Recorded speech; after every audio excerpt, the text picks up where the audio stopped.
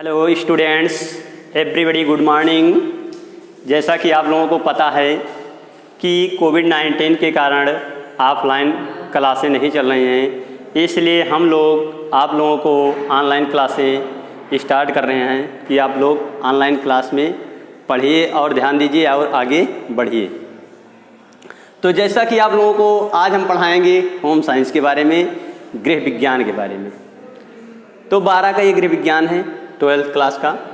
इकाई 1 है आहार में दूध का पौष्टिक महत्व। आहार में दूध का पौष्टिक महत्व। आहार जानते हैं, आहार का मतलब होता है हम भोजन से करते हैं। आहार का तात्पर्य क्या होता है? भोजन से होता है। आहार का तात्पर्य किससे होता है? भोजन से।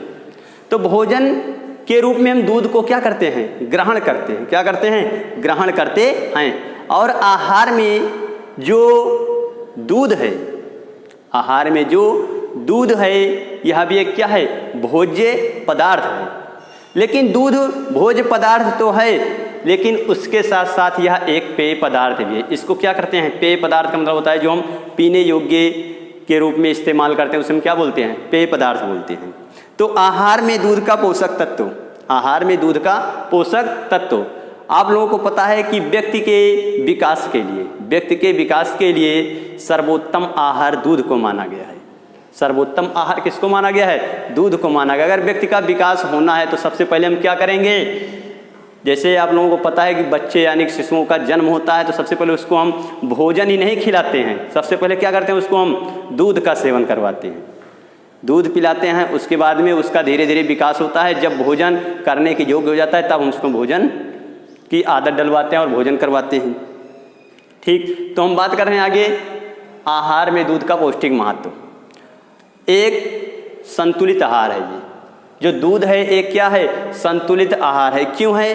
क्योंकि संतुलित आहार इसे हम क्यों कहेंगे? आहार में दूध का जो पौष्टिक महत्व है, काफ़ी अच्छा महत्व है इसका दूध में।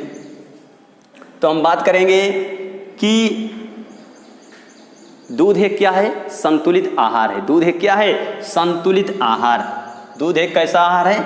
संतुलित आहार है। ये कैसा आहार है? ये संतुलित आहार है। कैसा आहार है? संतुलित आहार। क्यों ऐसा कहा गया है कि दूध एक क्या है? संतुलित आहार है? क्यों? क्योंकि इसमें विभिन्न प्रकार के पोषक तत्व विद्यमान रहते हैं। दूध में विभिन्न प्रकार के पोषक तत्व जो होते हैं वो क्या रहते हैं? विद्यमान रहते हैं। इसलिए हम दूध को एक संतुलित आहार की श्रेणी में रखते हैं।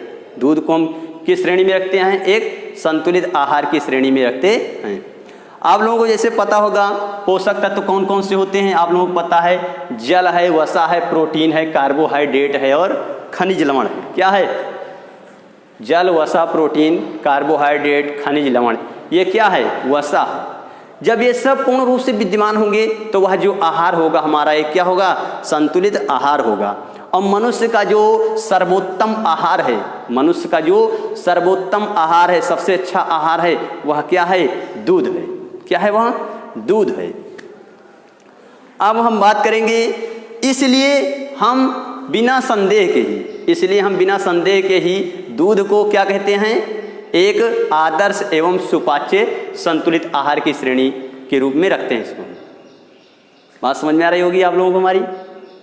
अब आगे हम ध्यान देंगे कि सन 1912 ईस्वी में हॉपकिंस जो थे, हॉपकिंस प्रोफेसर थे। क्या थे?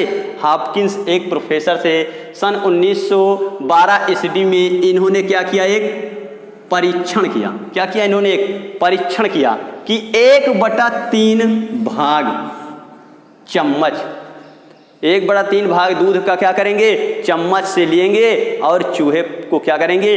पिलाएंगे। क्या करेंगे? चूहे को पिलाएंगे। तो इन्होंने सन 1912 ईस्वी में हॉपकिंस महोदय जो थे, इन्होंने क्या किया? 1/3 भाग चम्मच जो दूध होता है उसको क्या करते हैं? पिलाते हैं प्रतिदिन। और उसका क्या होता है? शारीरिक विकास तीव्र गति से होता है। शारीरिक विकास तीव्र गति से होता है। बात समझ में आ रही ना? जब शारीरिक विकास तीव्र गति से होगा तो जाहिर सी बात है कि यहाँ पर जो परीक्षण हुआ क्या हुआ, सफल हुआ। इनका परीक्षण, जो हॉपकिंस महोदय का परीक्षण था वह सफल हो गया। तो इसी निष्कर्ष, यही बात से यह निष्कर्ष निकाला गया कि दूध एक क्या है, संपूर्ण आहार है। व्यक्ति का क्या है, संपूर्ण आहार है, कि व्यक्तित्व के विकास के लिए दूध सर्वोत्तम माना गया है।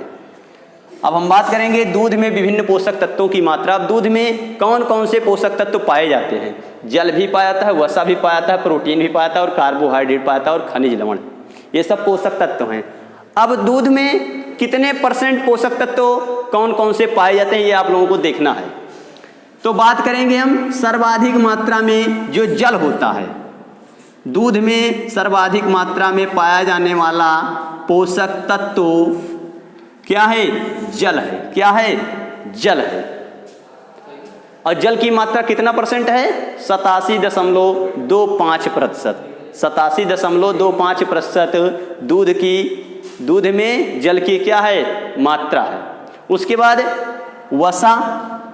वसा भी क्या है, 3.8%। 3.8% क्या है, वसा की मात्रा है। दूध में वसा की मात्रा कितनी है, 3.8% है। प्रोटीन की मात्रा कितनी है, 3.5%। 3.5%। अब बात करेंगे कार्बोहाइड्रेट की मात्रा कितनी है, फिर इसमें 4.8% कार्बोहाइड्रेट की मात्रा किसमें पाई जा रही है, दूध में। और खनिज लवण की मात्रा की बात करेंगे तो खनिज लवण की मात्रा जो होती है दूध में वह 0.65% होती है। कितनी होती है, 0.65% होती है। इतना आप लोगों को पता ही हो गया। तो सर्वाधिक मात्रा में क्या पाया गया, दूध में कौन सा पोषक तत्व, जल पाया गया। कितना पाया गया, 87.25%। 87.25%। तो इसका मतलब हुआ कि अगर क्वेश्चन इस तरह से पूछा जाए कि दूध में सर्वाधिक मात्रा में कौन सा पोषक तत्व विद्यमान रहता है, तो हम क्या बताएंगे, जल। क्या बताएंगे, जल बताएंगे। अब हम आगे बात करेंगे 100 ग्राम दूध में पोषक तत्व। 100 ग्राम की बात की जाए, दूध ले लिया जाए 100 ग्राम दूध, और उसमें हम यहाँ निरीक्षण करें कि उसमें पोषक तत्व कितना ग्राम पाया जा रहा है। कौन सा पोषक तत्व 100 ग्राम दूध में कितना पाया जा रहा है। तो बात करेंगे जल। जैसे आप लोगों को तालिका बनी है, सारणी देखिए, जल है, प्रोटीन है, कार्बोहाइड्रेट है, वसा है, खनिज लवण है, कैलोरी। कैलोरी का मतलब आप लोगों को पता ही होगा, कैलोरी एक ऊर्जा का मात्रक है। कैलोरी एक क्या है, ऊर्जा का मात्रक। ये जो है ऊर्जा का क्या है, मात्रक। अब आप लोगों को पता ही होगा कि ऊर्जा हमें कहाँ से मिलती है। ऊर्जा हमें कहाँ से मिलती है भाई, आहार से मिलती है। किससे मिलती है, आहार से। तो दूध भी एक आहार है, तो इससे भी हमें कैलोरी प्राप्त होगी। दूध से भी हमें कैलोरी प्राप्त होगी। प्राप्त होगी नहीं होगी, प्राप्त होगी, जाहिर सी बात है।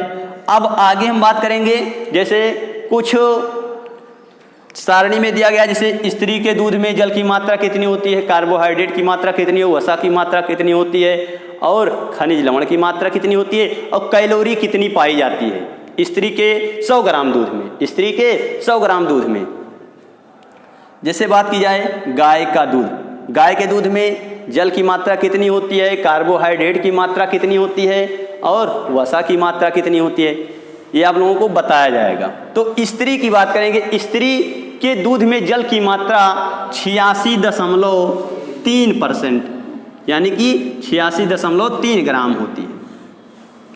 स्त्री के दूध में जल की मात्रा 86.3 ग्राम होती है, और प्रोटीन की मात्रा कितनी होती है, 3.1 ग्राम। 100 ग्राम में 3.1 ग्राम क्या होती है, प्रोटीन की मात्रा होती है। और सबसे ज़्यादा क्या पाया गया, जल पाया गया ना। पोषक तत्व में सबसे ज़्यादा स्त्री के दूध में क्या पाया गया, जल।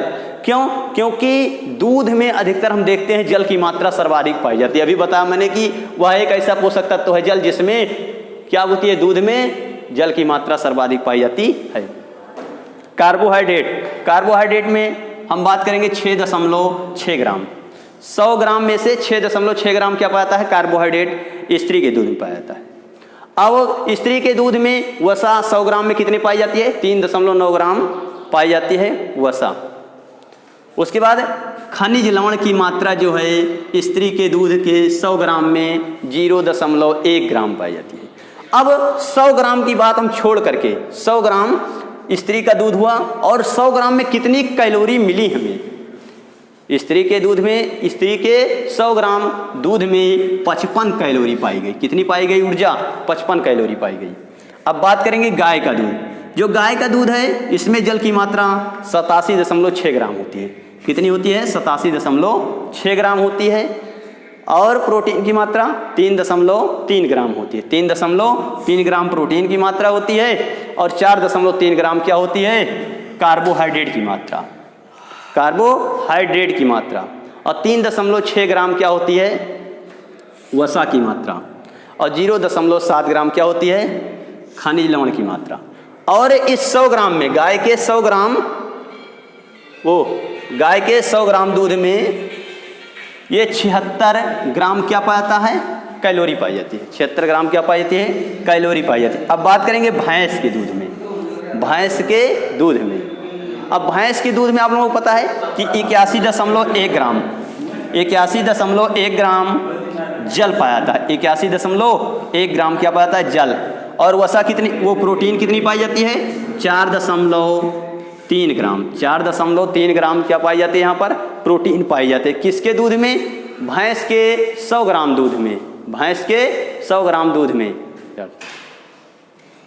तो भैंस के 100 ग्राम दूध में 4.3 ग्राम क्या पाई जाती है? प्रोटीन पाई जाती है। क्या पाई जाती है? प्रोटीन पाई जाती है। और 5 ग्राम जो पाई जाती है वसा पाई जाती है। 5 ग्राम क्या पाई जाती है? वसा। अब 5 ग्राम क्या है? कार्बोहाइड्रेट है भाई। क्या है ये? कार्बोहाइड्रेट। 5 ग्राम क्या है? कार्बोहाइड्रेट। और 8.8 ग्राम वसा पाई जाती है सर्वाधिक मात्रा में। हाँ, यहाँ पर थोड़ा सा ध्यान देंगे आप लोग कि भैंस का एक ऐसा दूध है जिसमें 100 ग्राम दूध में 8.8 ग्राम सर्वाधिक मात्रा में वसा पाई जाती है। देखिए सारणी में वसा में सबसे ज़्यादा किसमें वसा पाई जा रही है? भैंस के दूध में वसा सर्वाधिक मात्रा में पाई जा रही है। ठीक। अब बात करेंगे 0.8 ग्राम। 0.8 ग्राम खनिज लवण पाया जाएगा और 117 क्या पाई जाएगी? कैलोरी पाई जाएगी। 117 कैलोरी, यानी कि 100 ग्राम दूध में, भैंस के 100 ग्राम दूध में कैलोरी की मात्रा 117 पाई जाएगी। अब बकरी के दूध की बात करेंगे तो आप लोगों को पता है कि बकरी का दूध भी क्या होता है? एक अच्छा होता है। तो 85.1 ग्राम इसमें जल की मात्रा पाई जाएगी। 85.1 ग्राम जल की मात्रा पाई जाएगी और 3.7 ग्राम प्रोटीन पाया जाएगा। 3.7 ग्राम प्रोटीन पाया जाएगा। अब उसके बाद बात करेंगे हम 4.7 ग्राम क्या पाया जाएगा? कार्बोहाइड्रेट। 4.7 ग्राम क्या पाया जाएगा? कार्बोहाइड्रेट। और 5.7 ग्राम जो पाया जाएगा वसा पाया जाएगा। बकरी के दूध में 5.7 ग्राम वसा पाया जाएगा। और 0.8 ग्राम, ये सारणी में आप लोगों को दिखाई दे रहा होगा ना, 0.8 ग्राम खनिज लवण पाया जाता है। किसके? बकरी के 100 ग्राम दूध में 0.8 ग्राम खनिज लवण पाया जाता है। और 84 ये आप लोगों को लिखा है, ये कैलोरी क्या है? कैलोरी पाई जा रही है बकरी के दूध में। ठीक, क्लियर नहीं बा? मुँह दबा दी तुम बोली से। चलिए आप लोग ध्यान दीजिए आगे। अगली हेडिंग है जैसे दूध का पाश्चुरीकरण। दूध का पाश्चुरीकरण। पाश्चुरीकरण का मतलब क्या होता है? इससे पहले आप दूध के पाश्चुरीकरण के बारे में ना जान करके आप लोग जानिए पाश्चुरीकरण का मतलब क्या होता है। पाश्चुरीकरण का मतलब होता है संरक्षण करना। क्या होता है? संरक्षण करना। संरक्षण का मतलब हुआ यहाँ पर जैसे बचाना, देखभाल उसकी करना, सुरक्षित रखना। ये हुआ क्या? हमारा पाश्चुरीकरण। अब हम दूध का पाश्चुरीकरण किसे कहेंगे? दूध के संरक्षण। दूध के संरक्षण। दूध के संरक्षण। दूध के संरक्षण अर्थात कहने का मतलब ये है कि दूध को काफी लंबे समय तक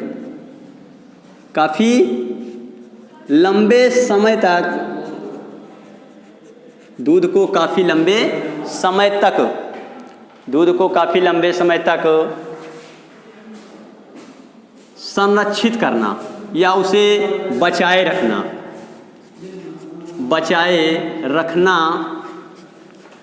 ही क्या कहलाता है? पाश्चुरीकरण कहलाता है। ही दूध का बचाए रखना ही दूध का पाश्चुरीकरण कहलाता है। क्या कहलाता है? पाश्चुरीकरण कहलाता है। क्या कहलाता है? पाश्चुरीकरण कहलाता है। आप लोगों को पता हो गया कि दूध का पाश्चुरीकरण क्या है। दूध के संरक्षण अर्थात दूध को काफ़ी लंबे समय तक क्या करना? बचाए रखना ही क्या कहलाता है? दूध का पाश्चुरीकरण। जैसे हम बात करेंगे दूध को क्या करेंगे? सुरक्षित रखना है, तो सबसे पहले हम क्या करेंगे? उसको हम एकदम ऐसे स्थान पर रखेंगे जहाँ पर दूध हमारा क्या हो? सुरक्षित हो। और यही सुरक्षित रखने की प्रक्रिया ही क्या कहलाती है? दूध का पाश्चुरीकरण कहलाती है। दूध का क्या कहलाती है? पाश्चुरीकरण कहलाती है। अब बात करेंगे आगे दूध से बने पदार्थ। दूध से जो निम्नलिखित पदार्थ बनते हैं ना, आप लोगों को पता है, जैसे छेना हो गया, मक्खन हो गया, पनीर हो गई, घी हो गई, दही और मट्ठा। ठीक, जैसे कुछ लोग क्या कहते हैं, मुंह में पानी भी आ जाता है नाम लेते हो। तो छेना क्या है, मक्खन क्या है, तो पनीर क्या है, घी क्या है, दही क्या है, मट्ठा क्या है, ये सब दूध से बनने वाले पदार्थ हैं। छेना क्या करते हैं? छेना कैसे बनाते हैं? दूध के माध्यम से। मक्खन कैसे निकालते हैं? दूध से निकालते हैं। पनीर किससे बनता है? दूध से बनता है। घी का निर्माण किससे होता है? दूध से होता है। दही किससे बनता है? दूध से। मट्ठा आप लोगों को पता ही है, ठीक, दूध से ही बनता है। अब हम बात करेंगे दूध में कुछ दूध, हाँ एक बात ध्यान रखिए, अब दूध में जो सुगंध पाया जाता है, दूध में जो सुगंध यानी कि थोड़ा सा हमको सुगंध महसूस होती है, तो दूध में सुगंध किसके कारण है? किस तत्व के कारण महसूस होती है हमें? ब्यूटेरिक अम्ल के कारण। ये ब्यूटेरिक अम्ल जो एक तत्व है, इसके कारण दूध में सुगंधता पाई जाती है। क्या पाई जाती है? सुगंधता पाई जाती है। तो ब्यूटेरिक अम्ल के कारण दूध में सुगंध आता है। क्या आता है? सुगंध आता है। तो क्वेश्चन पूछा जा सकता है कि दूध में सुगंधता किसके कारण होती है? तो क्या बताएंगे? ब्यूटेरिक अम्ल के कारण, ब्यूटेरिक अम्ल के कारण। और यहाँ पर हम बात करेंगे दूध जो पीलापन होता है, कभी कभी हम देखते हैं दूध कैसा हो जाता है? पीला हो जाता है। क्या हो जाता है? दूध का पीला होना, दूध का पीला होना किसके कारण होता है? ये कैरोटीन के कारण होता है। किसके कारण होता है? कैरोटीन के कारण। किसके कारण होता है? कैरोटीन के कारण। दूध का पीलापन किसके कारण होता है? कैरोटीन के कारण। कैरोटीन के कारण, ये आप लोगों को जो पॉइंट दिया गया है, कैरोटीन के कारण दूध कैसा हो जाता है? पीलापन हो जाता है। और दूध को मापने के लिए हम दूध की शुद्धता किस प्रकार मापेंगे? लैक्टोमीटर के माध्यम से। लैक्टोमीटर के माध्यम से हम क्या करते हैं? दूध की शुद्धता मापते हैं।